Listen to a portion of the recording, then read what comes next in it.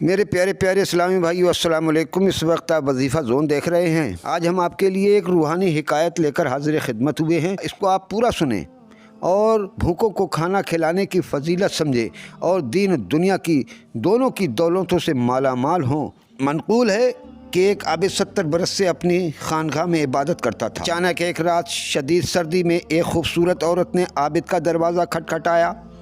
عابد نے دروازہ کھولا اور عورت کو دیکھتے ہی اس کے حسن و جمال پر فریفتہ ہو گیا اور اس کو اپنی خانقاہ میں پناہ دی، لیکن نفس امارہ کو قابو میں نہیں رکھ سکا اور مسلسل 7 رات اس کے ساتھ گناہ میں مبتلا رہا۔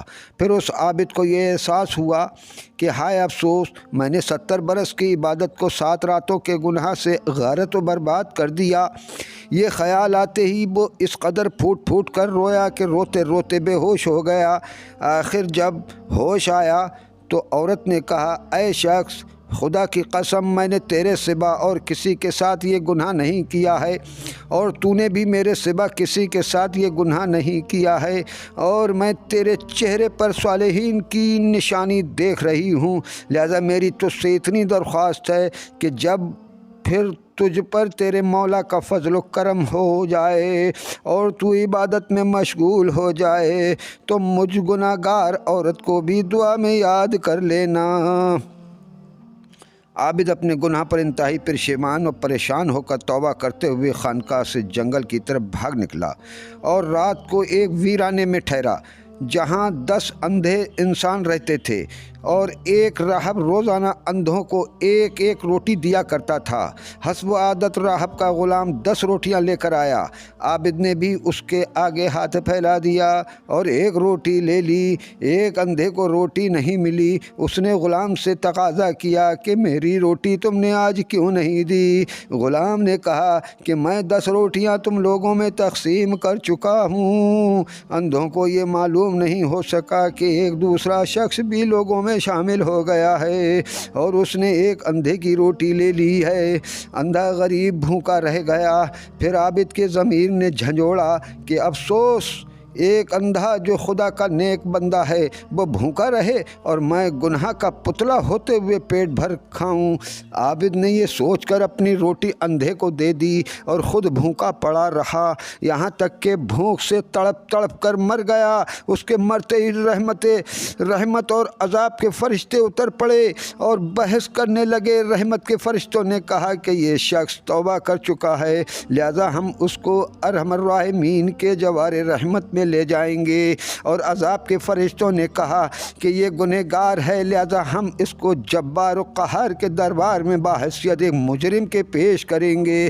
یہ بحثیں جاری تھیں کہ اللہ تعالیٰ نے فرشتوں سے فرمایا کہ تم اس کی 70 برس کی عبادت کو 7 رات کے گناہوں سے تول کر دیکھو کہ کون سے پلے بھاری رہتا ہے۔ جب فرشتوں نے وزن کیا تو 7 رات کے گناہوں کا پلہ 70 برس کی نیکیوں سے بھاری نکلا۔ پھر ارحم الراحمین نے فرمایا کہ اچھا، اب تم لوگ اس کے 7 راتوں کے گناہ کو ایک روٹی سے وزن کرو جو اس نے خود بھوکے رہ کر اندھے کو دے دی تھی۔ جب فرشتوں نے وزن کیا تو ایک روٹی کا پلہ 7 رات کے گناہوں سے بھاری نکلا، اور یہ شخص رحمت کے فرشتوں کے حوالے کر دیا گیا، اور ارحم الراحمین نے اس کی توبہ قبول فرما کر اس کو اپنے جوار رحمت میں جگہ عطا فرما دی تھی۔ اس حکایت سے یہ روشنی ملتی ہے کہ عابد کتنا ہی بڑا عبادت گزار کیوں نہ ہو، اس کو ہر وقت خداوندی سے لرزنا ڈرنا چاہیے، اور نامعلوم میرا انجام اور خاتمہ کیسا ہوگا، نامعلوم کب شیطان حملہ کر دے، اور نامعلوم نفس امارہ کے ہاتھوں سے کن کن گناہوں میں مبتلا اور مبلوس ہو جاؤں گا۔ ہر وقت خدا سے ڈر کر اچھے خاتمے کی دعا کرنا چاہیے، اور ہرگز اپنی عبادت اور نیکیوں پر گھمنڈ اور غرور نہیں کرنا چاہیے، یعنی اپنے روزہ نماز، اپنے سوز و ساز پر ہرگز ناز مت کر، یا خدا بے پرواہ ہے، لہذا تو اپنی نیاز مندی پر ناز مت کر۔ گناہ پر شرمندہ ہونا نیکی کے گھمنڈ سے بہت اچھا ہے۔ اے مظہر جو حقیقت سے دور ہے، تو اپنی نماز پر ناز مت کر۔ اس حکایت سے ایک دوسرا سبق یہ بھی ملتا ہے کہ آدمی خود بھوکا رہ کر کسی بھوکے لاچار مسلمان کو کھانا کھلا دے، اس کا بہت ہی بڑا اجر و ثواب ہے۔ غور کیجئے کہ 7 راتوں کا گناہ جس کا پلہ 70 برس کی عبادت سے بھاری تھا، وہ ایک روٹی کے مقابلے میں ہلکا پڑ گیا، اور یہی ایک روٹی عابد کے لیے نجات کا ذریعہ بن گئی۔ کیوں نہ ہو کہ یہ دونوں عالم کے مختار پروردگار اور ان کے اہل بیت اطہار کا مبارک طریقہ ہے۔